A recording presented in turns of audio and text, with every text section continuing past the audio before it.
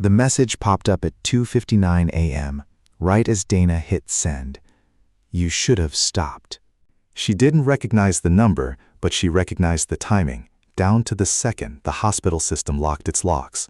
And when she turned around, someone was already standing behind her in the dark.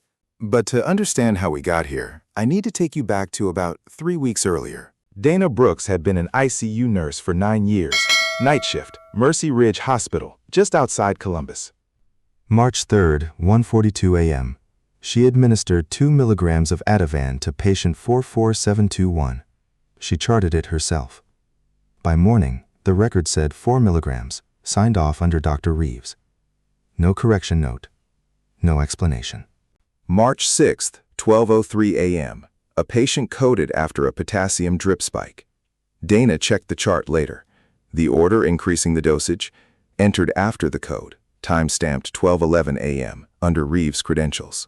March 9th, 4:55 a.m. A sedation hold documented on a patient who hadn't opened his eyes in 18 hours. Dana had tried. Twice. Nothing.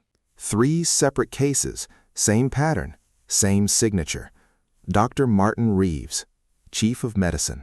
He wasn't loud. He didn't threaten people. He'd just stand there, adjust his cuff, and say things like, "Let's be careful what we think we're seeing." And then he'd move on like nothing happened, like the problem fixed itself. Dana didn't sit on it.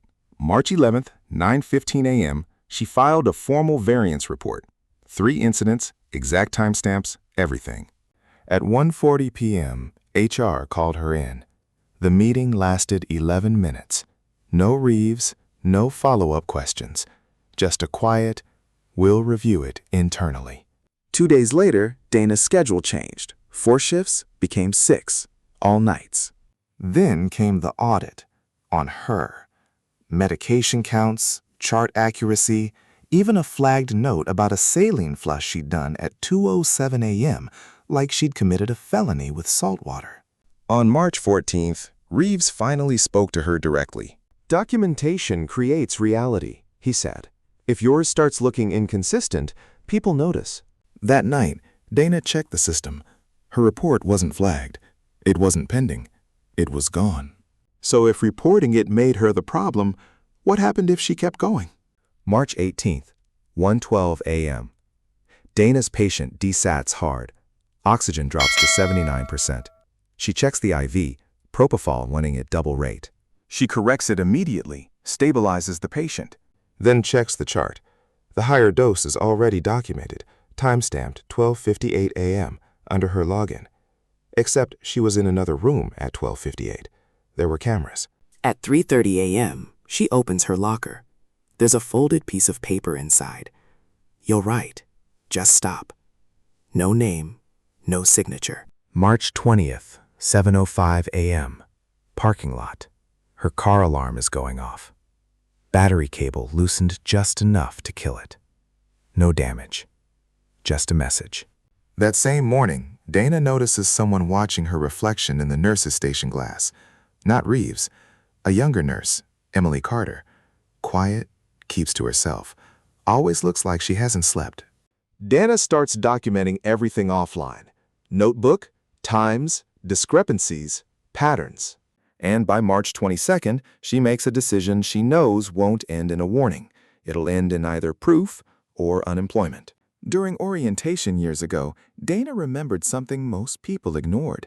Every medication cabinet logs access, but there's a secondary system that tracks manual overrides. It syncs at exactly 3 a.m. For about 2 minutes, those logs exist unencrypted. Raw. She calls Lisa Carter, daughter of the March 6th patient. Doesn't accuse anyone. Just says, "You might want to talk to a lawyer." Lisa already has one. The plan is simple. At 2:59 a.m., Dana accesses the override logs, captures everything before sync, sends it directly to the attorney. One small detail, she uses an old hospital iPad from a closed unit. Not tied to her current login. If it works, it proves everything. If it doesn't, she's done. March 24th, 2:58 a.m. ICU is dead quiet. Dana logs in using the old iPad. 2:59:14. A wall of raw data loads. She scrolls fast. March 3rd, March 6th, March 9th. Manual overrides logged after medication entries. Same ID every time. Reeves. She starts screenshotting, sending files. 1, 2, 3. Then someone grabs her wrist. "Emily!" Her voice is shaking. "You have to stop!" Dana pulls back. "He's altering records!" Emily nods, tears already there. "I know! I started it!" Everything stalls. February 28th, Emily gave the wrong dose. Reeves caught it, didn't report her, just fixed the chart. Then again, and again. By March, he wasn't fixing mistakes, he was controlling outcomes. If this comes out, Emily says, they don't just go after him. A door opens behind them. Reeves steps into the hallway, calm, adjusts his sleeve. He sees the iPad, the screen, the timestamps. For a second, he doesn't speak.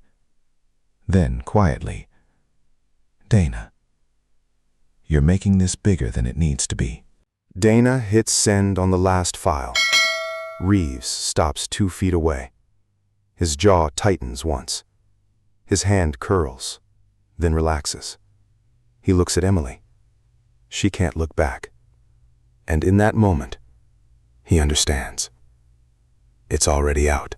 3 weeks later, Dr. Martin Reeves resigns for personal reasons. No charges, no press. But 3 families receive full documentation through legal channels. Dana keeps her license, just barely. Dana still works nights. Different hospital. Smaller ICU. Every now and then, around 3 a.m., she checks the clock without meaning to. Because there's a kind of silence in hospitals, right before something gets corrected on paper instead of in real life. Most people never notice it. But once you do, it's hard to believe anything written after that.